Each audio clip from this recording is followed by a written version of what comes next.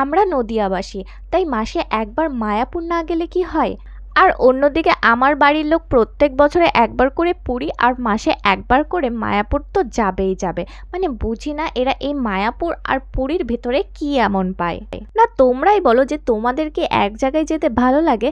যদিও আমাকে বেশি দূরে কোথাও যেতেও দেয় না আর নিজেরা নিয়েও যায় না, এই জন্য তেমন একটা ব্লগও তোমাদের সাথে শেয়ার করতে পারি না। মাঝে মাঝে নিজের চ্যানেলটা দেখলে নিজেরই হাসি পায়। মানে এত বড় একটা চ্যানেল আর যেখানে আমি সবসময় সাতামাতাই আপলোড করি, কোনো ভালো কোনো কন্টেন্ট নেই, তারপরেও তোমরা যে আমাকে এতটা সাপোর্ট করো আর এতটা ভালোবাসো তার জন্য অনেক অনেক থ্যাংক ইউ। আর ভগবানের কাছে প্রে করো যাতে আংশু তাড়াতাড়ি বড় হয়ে যায় আর আমি আর আংশু অনেক জায়গায় ঘুরতে পারি, প্লাস অনেক অনেক তোমাদের জন্য ব্লগ দিতে পারি।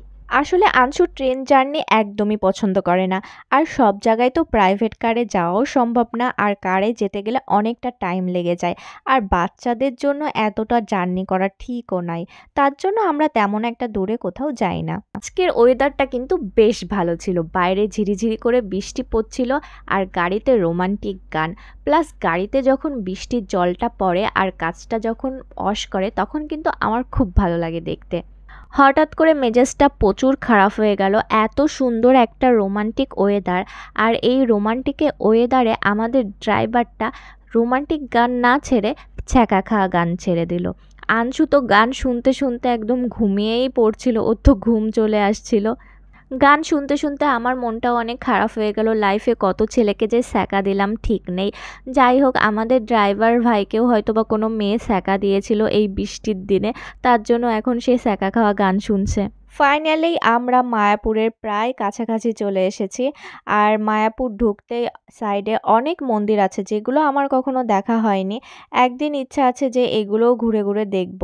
আসলে পুরো মায়াপুর ঘুরে দেখার জন্য একদিন এখানে থাকাই সব থেকে বেস্ট। একদিন এখানে থাকলে মায়াপুর প্লাস নবদ্বীপ সব জায়গায় ঘুরে ঘুরে দেখা যাবে। এখানে দেখার মতন অনেক অনেক জিনিস রয়েছে।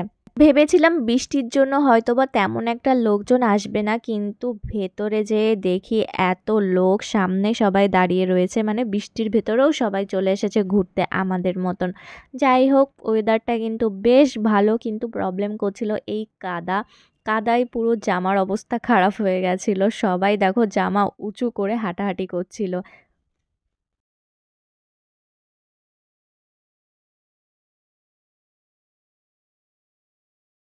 মায়াপুর আমার বেশ ভালো লাগে আর আমি তো এখানে প্রায় আসি, এর আগে অনেক ব্লগ রয়েছে, তাই আজকে ভেবেছিলাম যে জাস্ট কিছু শর্টই ব্লগ করব, বাট তারপরেও ভাবলাম যে বড় ভিডিওটাও তোমাদের সাথে শেয়ার করি।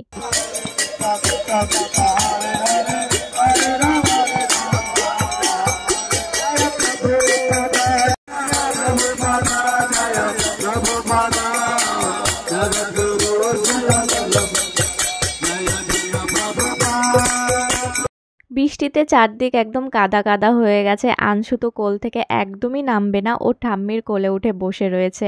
আর এইদিকে দেখো সবাই হাঁটাহাঁটি করছে কাদার মধ্যে দিয়ে শাড়ি উঁচু করে। ঘুরতে ঘুরতে প্রচণ্ড খিদে পেয়ে গেছে, তো সামনে একটা রেস্টুরেন্ট রয়েছে।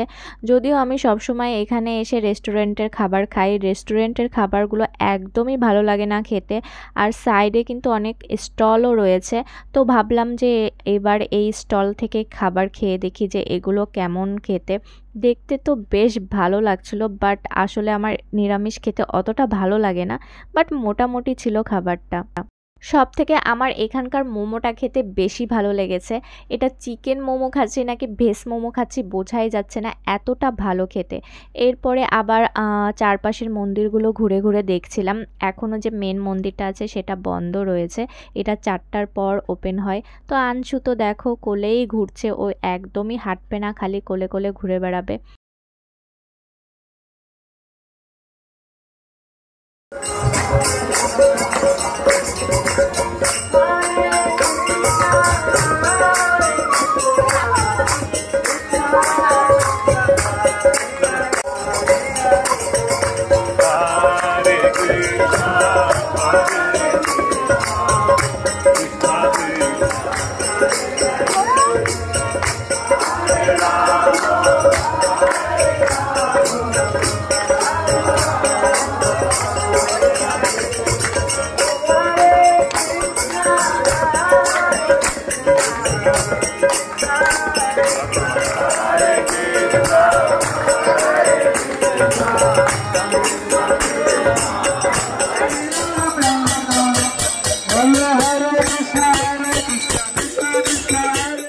সন্ধ্যা আরতির আগেই পুরো মায়াপুরটা কমপ্লিট হয়ে গেছে ঘোরার। আর সন্ধ্যা আরতির যে মেন মন্দির সেখানে আসলে ফোন অ্যালাউ করে না, তাই আগে এদিকটা ঘুরে ফোন আর জুতো জমা রেখে তারপরে মেন মন্দিরে যাব। তো এখানে দেখো মার্কেট আছে, মার্কেটে কত সুন্দর সুন্দর জিনিস, ড্রেস, জুয়েলারি আরও অনেক কিছু রয়েছে। আনসুর তো সব কিছু দেখে খুব ভালো লাগছে, কিন্তু ও একদম ঠাম্মির কোল থেকে নামবে না। আর এখানে দেখো কত সুন্দর সুন্দর গৌর, নিতাই আর গোপালও রয়েছে। তারপরে আমরা আবার চলে গেলাম মেন মন্দিরে। মেন মন্দিরে অনেক ভিড় হয় সন্ধ্যা আরতি দেখতে, যে আনসু প্রচুর কান্নাকাটি করছিল, তাই বেরিয়ে আসলাম। বাইরে এসে জয় জগন্নাথের দর্শন করে এখন আমরা বাড়ির উদ্দেশ্যে রওনা দেব। দেখো চারদিকটা কত সুন্দর, মনটা একটু খারাপ হয়ে গেল সন্ধ্যা আরতিটা দেখতে পারলাম না, কিন্তু কিছু করার নেই, কারণ কি আনসু এত লোকজন দেখে ওর একটু প্রবলেম হচ্ছিল। বাইরে কিন্তু অনেক মার্কেট রয়েছে, এখান থেকেই শপিং করা ভালো, কারণ কি ভেতরে দাম অনেকটা নিয়ে নেয়। এরপরে আমরা একটা রেস্টুরেন্টের সামনে দাঁড়ালাম, যেখানে আনসু কিছু খাওয়া দাওয়া করলো আর আমরা কিছু খাবার পার্সেল নিয়ে নিলাম। সো গাইস, এটাই ছিল আজকের মায়াপুরের ব্লগ। তোমাদের কেমন লাগলো অবশ্যই কিন্তু কমেন্টে জানিও।